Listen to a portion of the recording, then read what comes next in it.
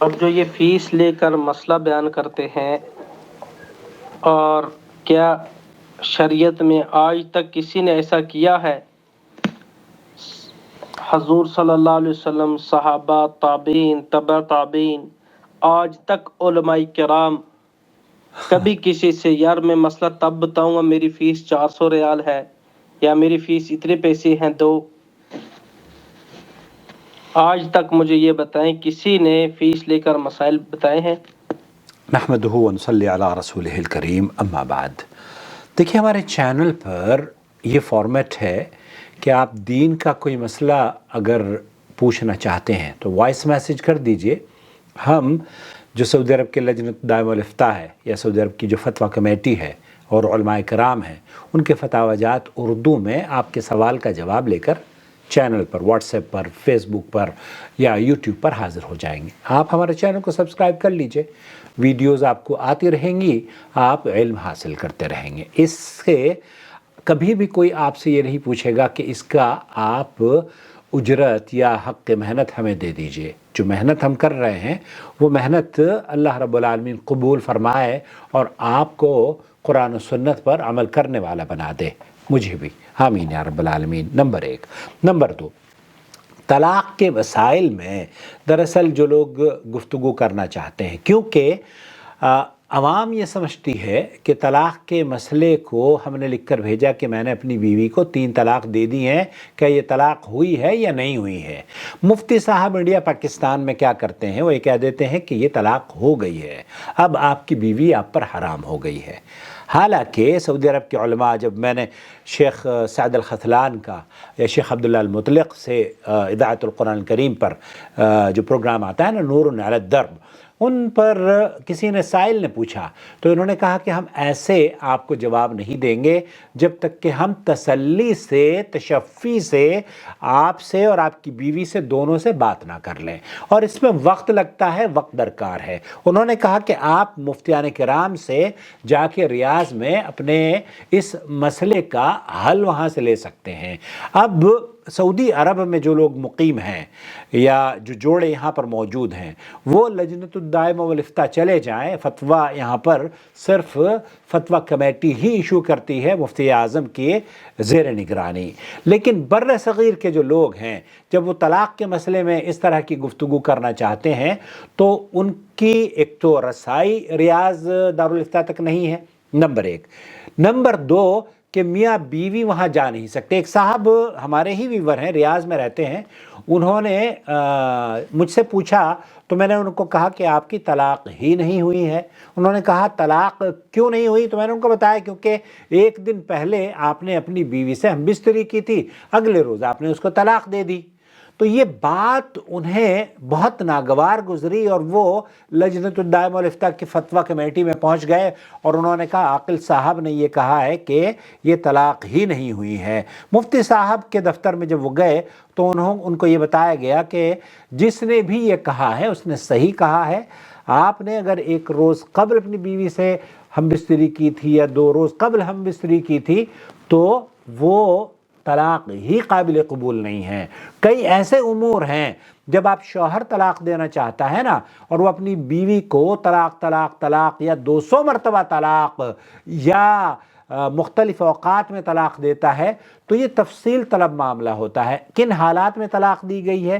کم از کم 10-15 issues ایسے ہیں جو کہ اگر آپ طلاق دیں گے اور ان کو آپ مد نظر نہیں رکھیں گے، اپنی منمانی کریں گے تو وہ طلاق ہی نہیں ہوتی۔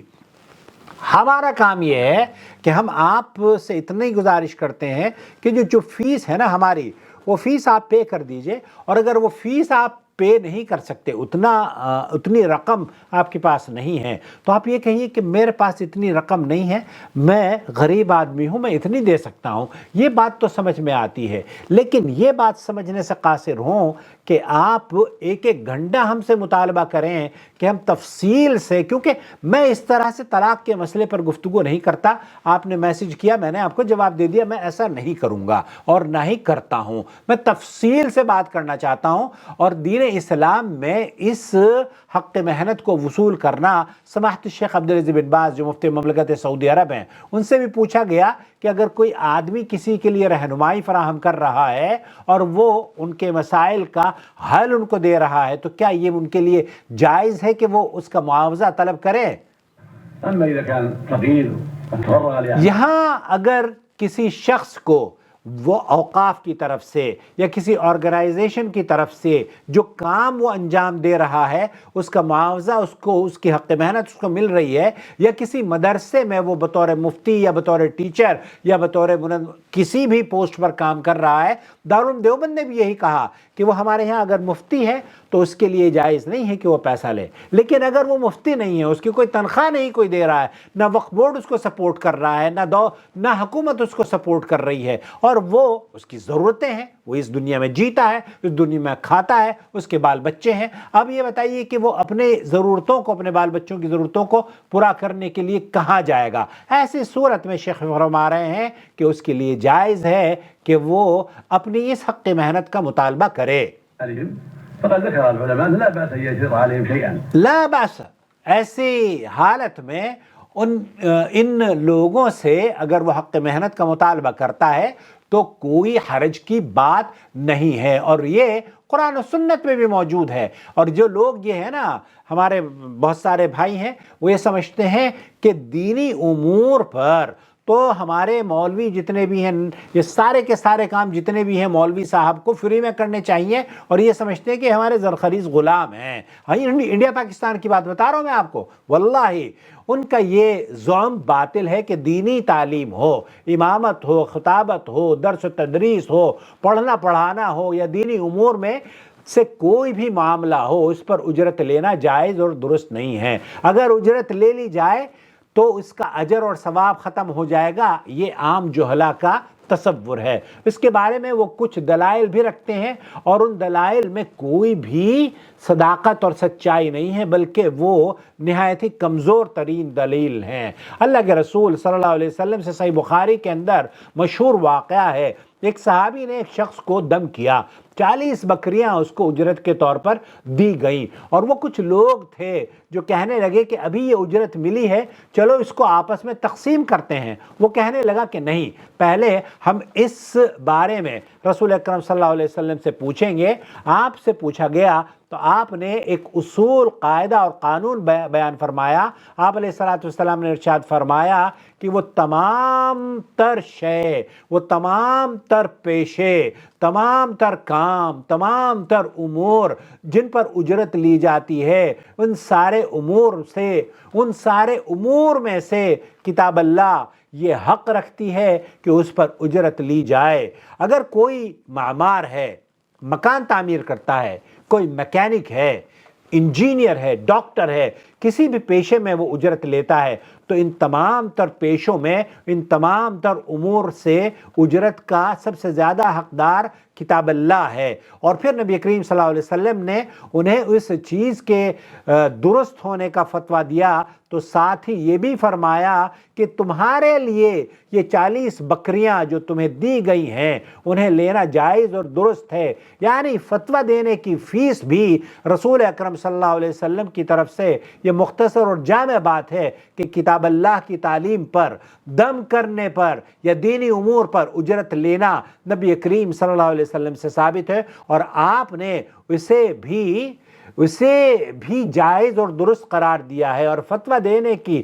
فیس اور حصہ بھی طلب کیا ہے، اور فرمایا ہے کہ اس میں میرا حصہ بھی رکھو، مجھے بھی حصہ دو۔ صحیح بخاری کے اندر یہ حدیث موجود ہے، اور بہت ہی مشہور اور معروف یہ واقعہ ہے۔ میں یہ سمجھتا ہوں کہ آپ کی سمجھ میں یہ بات آ گئی ہوگی کہ قرآن اور حدیث میں جو بات آپ تک پہنچانا چاہتا ہوں وہ یہ کہ کسی بھی اجرت پر، کسی بھی محنت پر، کسی بھی کام پر اگر آپ مطالبہ کرتے ہیں اپنی حق محنت کا تو آپ حق بجانب ہیں۔ البتہ میں، اللہ گواہ ہے، میں بہت رعایت سے کام لیتا ہوں۔ ایک خاتون ہے، میں ان کا نام نہیں لوں گا، انہوں نے مجھ سے کہا کہ آپ کتنی فیس لیتے ہیں؟ میں نے کہا میں عام طور پر 400 ریال چارج کرتا ہوں، جو سعودی عرب کے 400 ریال ہیں۔ انہوں نے کہا میں آپ کو 500 ریال دوں گی۔ لیکن مجھے آپ کو تسلی سے سننا ہوگا، میرے شوہر کو بھی سننا ہوگا، اور پھر اس کے بعد آپ ہمیں مشورہ دیجئے، اور پھر میں یہ چاہتی ہوں کہ اس ویڈیو کو آپ نشر بھی کریں تاکہ لوگوں کو یہ تو پتہ چلے کہ قرآن و سنت میں کتنی ان کے لیے کیا سلوک کیا گیا ہے۔ طلاقیں ایسے نہیں ہوتی جیسے ہمارے یہاں ہو جاتی ہیں، ہمارے یہاں تو طلاق کے اور حلالے کے دروازے لوگوں نے کھول دیے ہیں، اور ان مولویوں کو حرام کا خون لگ گیا ہے منہ کو، جو کہ وہ اسے ہر اللہ ان بچیوں کی عصمت اور آبرو کی حفاظت فرمائے۔ میں واللہ اللہ گواہ ہے، ابھی ایک خاتون کا ایک میسیج آیا اور اس نے بڑی عجیب و غریب بات کہی، پتہ نہیں وہ اگر مجھے ملا تو میں آپ کو سنوانا چاہوں گا۔ اس نے کہا کہ آپ نے میرے لیے جو کام کیا ہے میں اسے کبھی بھی فراموش نہیں کر پاؤں گی۔ سنیں، یہ مل گیا ہے مجھے۔ السلام علیکم ورحمۃ اللہ وبرکاتہ۔ وعلیکم السلام میں یو پی سے ماہین ہوں، میرا مسئلہ آپ نے سالو کیا تھا، بہت بہت شکریہ۔ میں جب آپ کے بارے میں سوچتی ہوں تو میں آپ کا ایک بار دل سے شکریہ ادا کرنے کے لیے میرے دل میں آتا ہے، اس لیے میں نے یہ کلپ صرف آپ کا شکریہ ادا کرنے کے لیے بھیجی ہے۔ اور آپ کو اللہ صحت زندگی دے، اور آپ کو اللہ ہر مومن بیٹی کی مدد کرنے کی توفیق عطا فرمائے۔ اور میرا ایک سوال تھا آپ سے، تو یہاں اس بچی نے صرف آڈیو کلپ بنا کر بھیجی کہ عاقل صاحب میں آپ کا شکریہ ادا کرنا چاہتی ہوں، آپ کی وجہ سے، آپ کے چینل کی وجہ سے ہمارے گھر کی خوشیاں بحال ہو گئی ہیں۔ دوستو، بھائیوں اور بہنوں، میری وجہ سے نہیں، یہ آپ لوگوں کی وجہ سے۔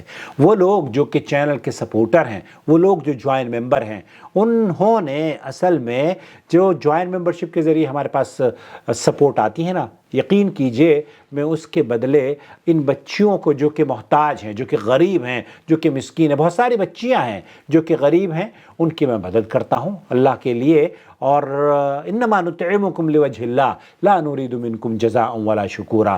لیکن یہ بات میں ضرور کہوں گا کہ ہمارے یہاں یہ فیشن بن گیا ہے نا، یہ نظریہ ہی باطل ہے کہ جناب مولوی سے ہر چیز ہمیں فری میں ملنی چاہیے، اور مولوی تو ہمارا زرخرید غلام ہے۔ ہمارا نظریہ یہ ہو گیا ہے کہ جھاڑو دینے والے، صفائی کرنے والے، ستھرائی کرنے والے، پالش کرنے والے ہر چیز کا معاوضہ دیں گے، لیکن یہ دین کا اہم ترین مسئلہ ہے۔ اس اہم ترین مسئلے کو سلجھانے کے لیے جو آپ کو محنت کر رہا ہے، جو آپ کی اس اہم ترین زندگی کے موڑ پر راہ حق سجھانے کی کوشش کر رہا ہے، اس کو بس یہ تو ہمیں فری میں چاہیے۔ اللہ کے بندو اپنے اوپر، بہت سارے تو کنجوس ہیں مرد حضرات، تو واقعی وہ عورتیں کہتی ہیں کہ ہمارے مرد نے تو ہمیں کبھی کچھ نہیں دیا تو آپ کو کیا دے گا اس لیے وہ چھوڑ کے بھاگ جاتی ہیں۔ بہرحال خلاصہ کلام یہ ہے کہ اجرت پر معاوضہ لینا اسلام میں جائز ہے۔ اگر آپ